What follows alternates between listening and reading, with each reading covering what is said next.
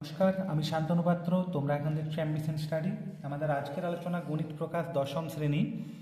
কুশে দেখি 23.2, এটা page number 303, 6 দাগের 3-এর প্রশ্ন। এটা আমাকে দেখাতে হবে, দেখাই যে এইটা ইকুয়াল টু এত।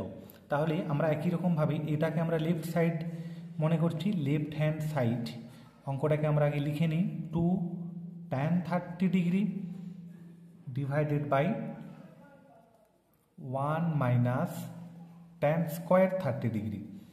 এখানে tan 30-র মান কত? 1/√3 ডিভাইডেড বাই 1 মাইনাস 1/√3, তার হোল স্কোয়ার হবে। তাহলে এইখানে কত হচ্ছে? এইখানে হয়ে যাচ্ছে 2/√3। এটা হচ্ছে নিচটা ক্যালকুলেশন করছে, অর্থাৎ হরটা 1/3 হচ্ছে ক্যালকুলেশন করলে। তাহলে এটা 2/√3 যেমন আছে থাক এখন। আর এটাকে যদি ক্যালকুলেশন করা হয়, 3 এলসিএম হবে, 3 মাইনাস 1, তার মানে হচ্ছে 2/3।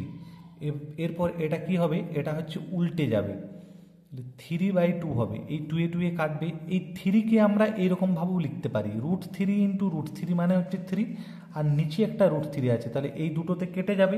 আমার কি পড়ে থাকছে? আমার শুধু পড়ে থাকছে √3, আর এটা সমানে আমি দেখতে পাচ্ছি রাইট হ্যান্ড সাইড। তাহলে এটাকে আমি লিখতে পারি equal to right hand side, এবং এটা আমার এখানে অঙ্কটা প্রুভড হয়ে যাচ্ছে।